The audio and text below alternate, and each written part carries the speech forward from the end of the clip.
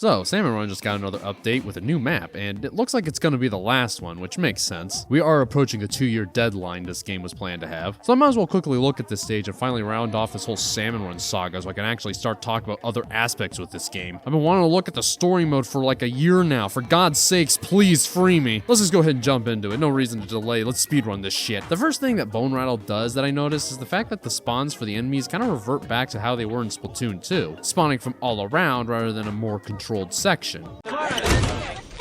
Well, you did it. You took the main point of my last video and crushed it. Crushed it into little tiny bite-sized pieces. In all seriousness, it is interesting that they went back to the 360 spawning locations after all the new maps steered away from that. But looking at it, it's still very controlled. There's really only 3 spots that the bosses can spawn from, and the map is much more circular, even throughout. Unlike other Splatoon 2 maps where the design was a little more erratic, it's also more compact, meaning that most of these bosses are actually very easy to reach from the center, kind of similar to what they did with Hydro Plant. So yeah, the bosses are all around you, but they're more controlled, more limited, make it easier to keep track where they all are. You know, I said last video that Hydro Plant was Marooner's Bay if it was good, but I retract that statement. This stage is Marooner's Bay if it was good. The biggest obvious comparison being the middle section here with the basket. Like Marooner's Bay, it's small, not a lot of room to navigate. If things get bad, you have to drop down and get away from the basket by being lower. 2 of the bridges on the side are grates that you can't ink, but what makes it not as infuriating is when you do go down to the lower section, you're not just completely fucked. The basket is still reachable to throw eggs in from anywhere, meaning that if you are down below, you can still make meaningful progress with the egg quota. It also helps that the walls around the basket are inkable, so when the area gets cleared of enemies, it's very easy to immediately go back up there and start putting eggs into it, rather than just taking the elevator.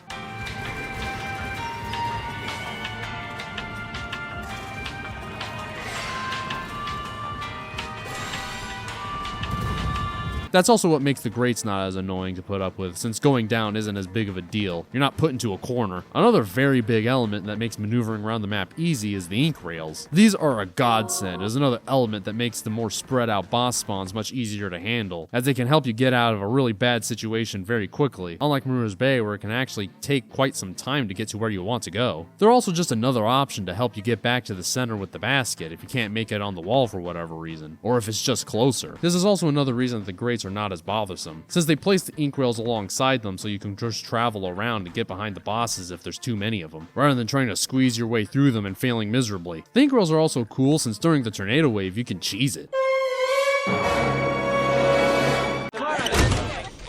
Well, you did it. I admit, I do miss the grind rails that were in Arc Polaris, but I understand why they went with ink rails. The grind rails were used as a way to help you move quickly from the bottom of the map to the top, but now since we have the egg throw, that would be a little redundant. The ink rails are just better for general movement. With all that said, I do believe this is the most difficult Splatoon 3 original Salmon Run map. Because it's circular and the bosses spawn all around, it still can be easy to lose track of bosses and teammates, making it difficult to revive them if they happen to get splatted on the other side of the map. The center area is still pretty small. It's a great vantage point to help keep the momentum up, but if the Salmonids claim it, you have to go down below, which is a slight disadvantage. It's just not as egregious as something like Marooner's Bay. The ink rails are also very easy to get knocked off. If the smallest hair on a chum's head even slightly brushes past you, you're shoved out and most likely plummeting to your death.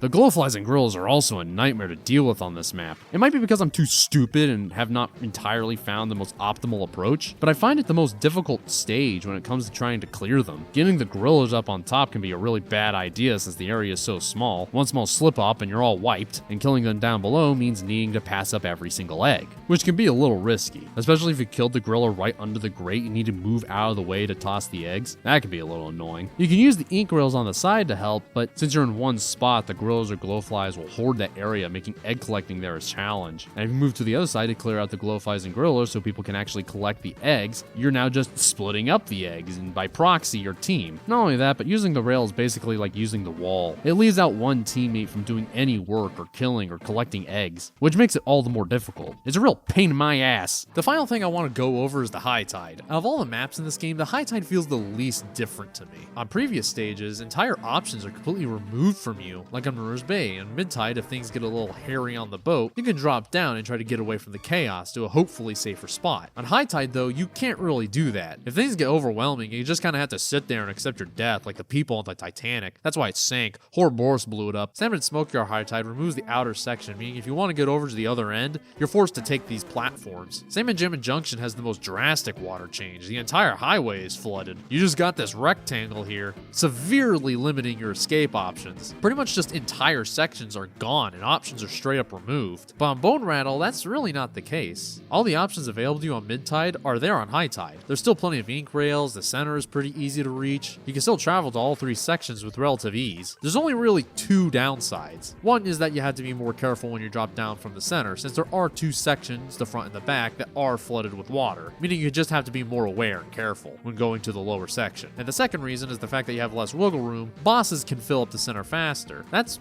really it. In a way, I'd say that the high tide might actually be easier than mid tide, because one of the disadvantages of the stage, the bosses spawning from all around you, is greatly reduced, since bosses like stingers and flyfish are now coming a lot closer to the center, making it easier to reach them. The only map I could think of that has a high tide easier than the mid tide is probably Hydroplant, since the only section that gets flooded is the outside area, which really wasn't a place that was super beneficial to be in anyway. And most bosses spilled directly into the center, so it was like shooting fish in a barrel. Oh! Although even if the high tide is a bit easier on Bonerattle than mid tide, I'd still say it's much more difficult to compare to Hydroplant, since the center is a lot easier to fill with bosses, so you really need to be on top of killing them if you want to prevent that from happening. Overall though, I really enjoyed it. It's like the developers wanted to go back to the design philosophy from the second game, but make it work in the confines of Splatoon 3's mechanics, and in my opinion, they succeeded. I think it also works out being the most difficult Splatoon 3 stage, since it's supposed to be the final one added. The setting is like a literal coliseum. I wonder if that's going to be significant for the next game. In Splatoon 2, the last stage was the ruins of Ark Polaris, which ended up being a massive plot point for Splatoon 3. The stage takes place in an old penal colony, which I found very interesting. I have no theories since I'm bad at that, but I'm interested in hearing your guys' thoughts on it. Well, that's it. I have no more to say about Salmon Run. I have been freed. The next time I talk about Splatoon, it will be with a